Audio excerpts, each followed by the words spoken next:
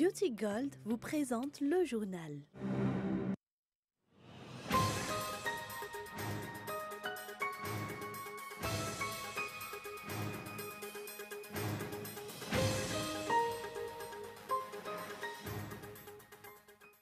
La ministre de la Communication et de la Culture a renforcé aujourd'hui la politique de transparence que l'État compte appliquer, notamment en matière de déplacement à l'étranger. Les personnes venues traiter leur dossier auprès du service des domaines d'Ambujachi ont été surpris aujourd'hui de constater que les employés étaient en grève et pourtant, d'après les déclarations faites par les syndicalistes la semaine dernière, une grève n'est prévue qu'à compter du 10 avril si leur requête reste sans suite. La réponse de Erdogan en Turquie, 8 jours après les municipales, le président turc refuse d'admettre la défaite de son parti à Istanbul.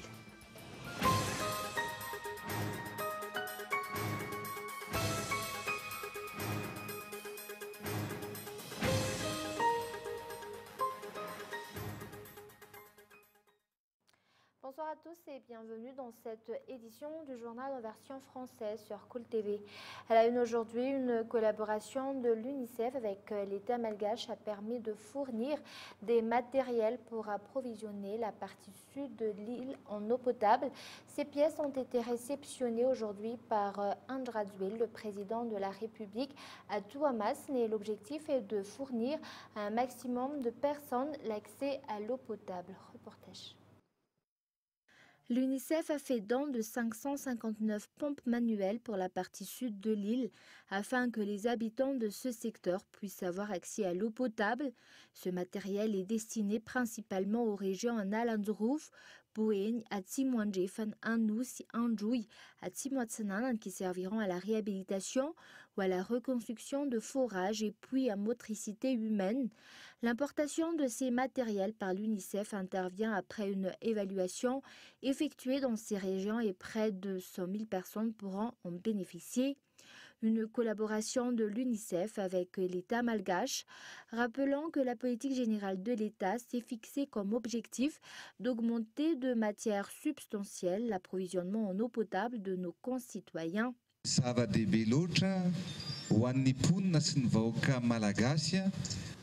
L'accès à l'eau potable est important pour le peuple, ce dont permettra de sauver la vie de nombreuses personnes et c'est pour cela que j'ai tenu à venir ici en personne.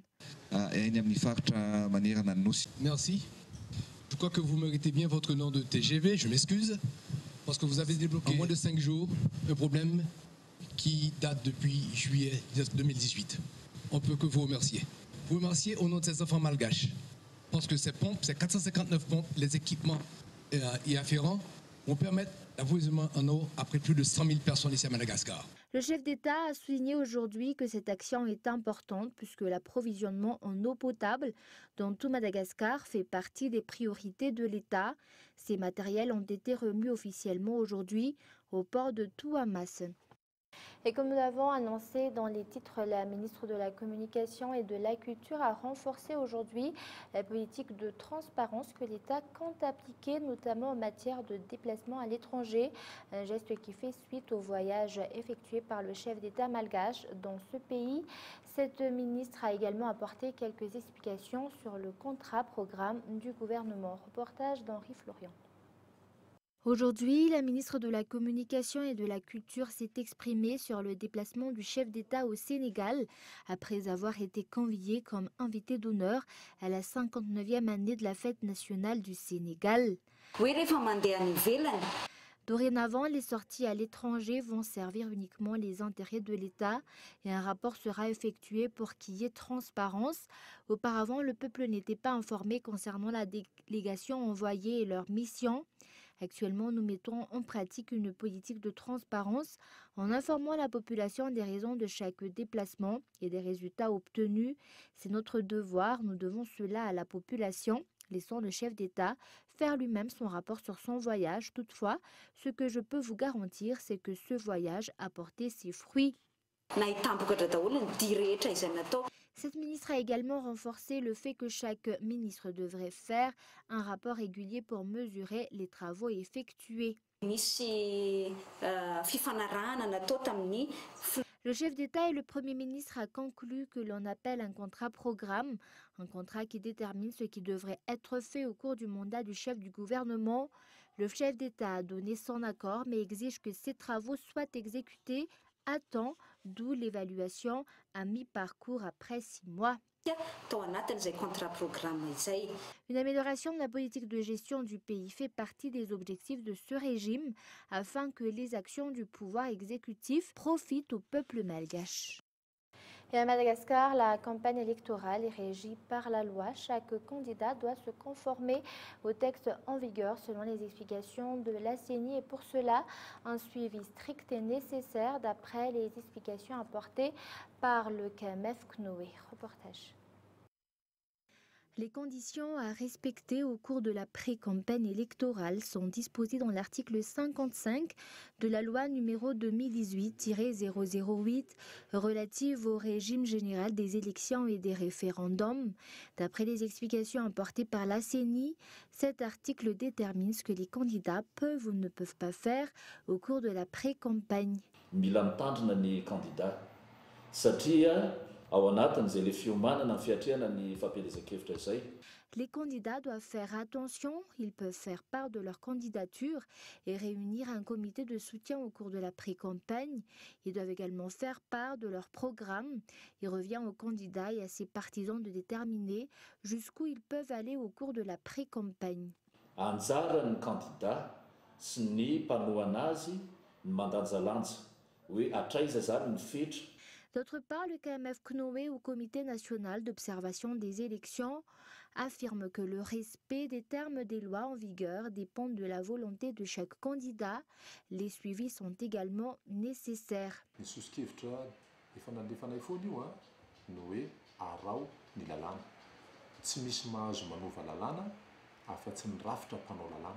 Nous avons toujours suggéré aux candidats de respecter les lois.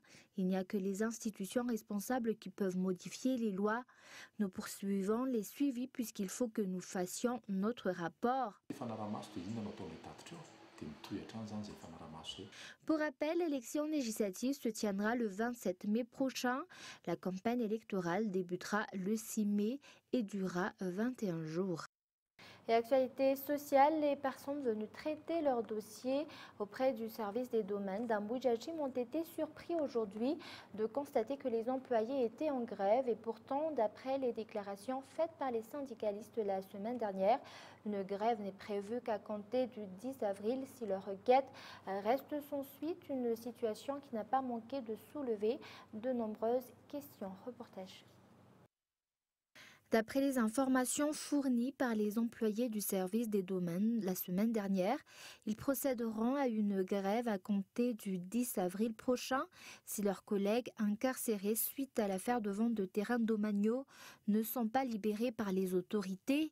Et pourtant aujourd'hui, les personnes sont venues pour traiter ou suivre leur dossier auprès du service des domaines d'Ambujajim aujourd'hui, où travaille d'ailleurs le président du syndicat du service de la topographie. Ils sont revenus bredouilles selon le résultat des enquêtes effectuées. Les employés de courte durée ont travaillé, mais les employés issus de l'ENAM sont en grève. Ils n'ont reçu personne aujourd'hui. Les observateurs s'interrogent de ce fait sur les raisons qui ont poussé les employés du service des domaines d'Ambujajim à ne pas respecter le délai de 48 heures donné en procédant dès aujourd'hui à une grève. Un acte qui amène également à se demander si certaines personnes craignent un déballage concernant les terrains à proximité des Tchanmour, dont la vente illicite implique quelques employés du service des domaines et de la topographie d'Ambujajim. D'autre part, les responsables concernés tentent déjà de trouver une solution au problème des employés des services des domaines, selon les dires du porte-parole du ministère de l'Aménagement, du Territoire, de l'Habitat et des Travaux publics. Cette situation amène aussi à se demander si le fait d'intégrer un syndicat en tant que fonctionnaire sert à défendre les intérêts d'une minorité et pourtant, le fait d'être syndicaliste ne signifie pas se retrouver au-dessus des lois et ne sert pas les intérêts d'une minorité, mais d'une majorité. Et avant de passer aux actualités internationales, après la vindicte populaire qui a fait suite à une violente émeute à Marouane-Sech samedi dernier, les policiers de cette ville ont été limogés pour éviter que l'affaire ne prenne plus d'ampleur.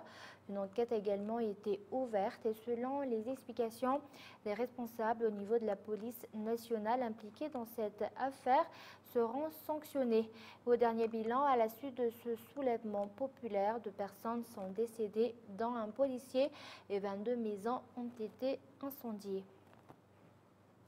Et nous passons maintenant aux actualités internationales. Les multiples appels au calme en Libye. Les combats se concentrent dans la capitale libyenne. De camps s'y opposent si l'armée nationale est sous le commandement d'Haftar. Reportage de France 24. 75 ans, Khalifa Haftar est sans conteste l'une des figures de la Libye post-Kadhafi. À la tête de l'armée nationale libyenne et fort du soutien de la Russie et de l'Égypte, il contrôle à l'heure actuelle la majeure partie du pays, grâce notamment à sa mainmise sur les puits de pétrole libyens. Il se décrit d'ailleurs lui-même comme le seul à pouvoir assurer à nouveau la stabilité du pays. Ce militaire a fait ses classes auprès de Mouammar Kadhafi et était à ses côtés lors de sa prise de pouvoir en 1969. Il gravit alors rapidement les échelons et commande les forces libyennes au Tchad. Mais sa capture à Djamena en 1987 met un terme à sa carrière. Il est obligé de s'exiler aux États-Unis où il aurait travaillé pour la CIA afin de faire chuter Kadhafi. Khalifa Haftar revient finalement dans son pays en 2011 et participe au soulèvement. Il multiplie depuis les succès militaires, notamment contre les islamistes, ce qui lui permet de reprendre la région de Benghazi à l'est. Des victoires grâce auxquelles il obtient aussi d'autres soutiens, dont celui de la France. En s'en prenant aujourd'hui à Tripoli, contrôlé par le gouvernement d'union nationale, il défie ouvertement l'ONU qui soutient Fayez el-Sarraj. Difficile encore de savoir si cette offensive constitue une simple démonstration de force ou une réelle volonté de conquérir la ville à quelques jours de la conférence internationale de l'ONU sur la Libye qui se tiendra du 14 au 16 avril. Et la réponse de Erdogan en Turquie, 8 jours après les municipales, le président turc refuse d'admettre la défaite de son parti à Istanbul. Il exige un recomptage des voix. Reportage. C'est dans des centres comme celui-ci que 300 000 bulletins de vote initialement considérés comme invalides sont recomptés à la demande de l'AKP. Des opérations qui se déroulent sous l'œil attentif des partisans du parti présidentiel et de l'opposition, séparés par des barrières, une mesure prise après que le camp de l'AKP a attaqué celui du CHP.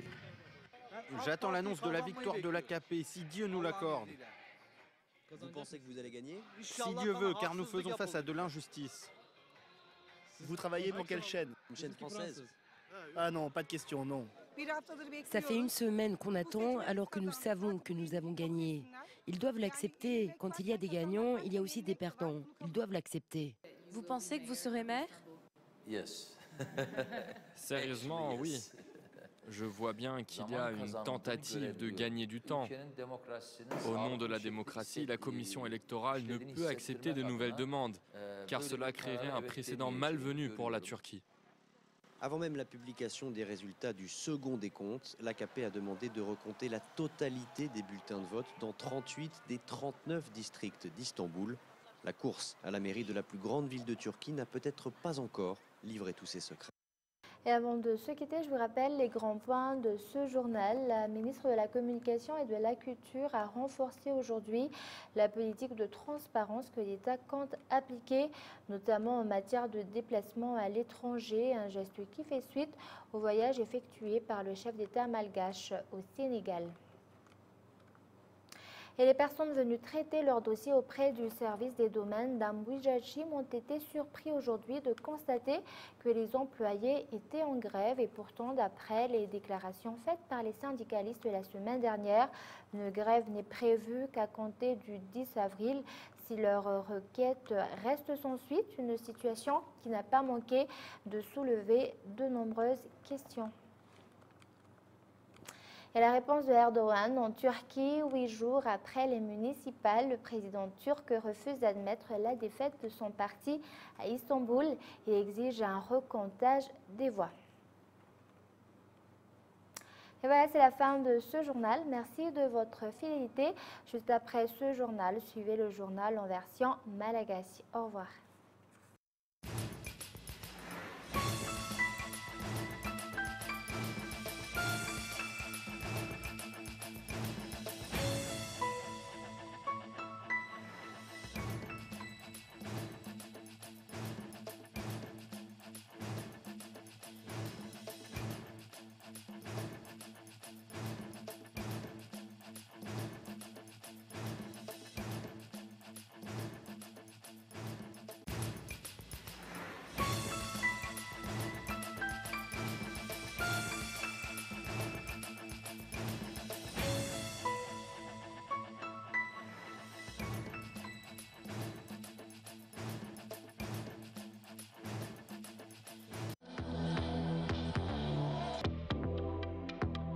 Le journal vous a été présenté par Beauty Gold.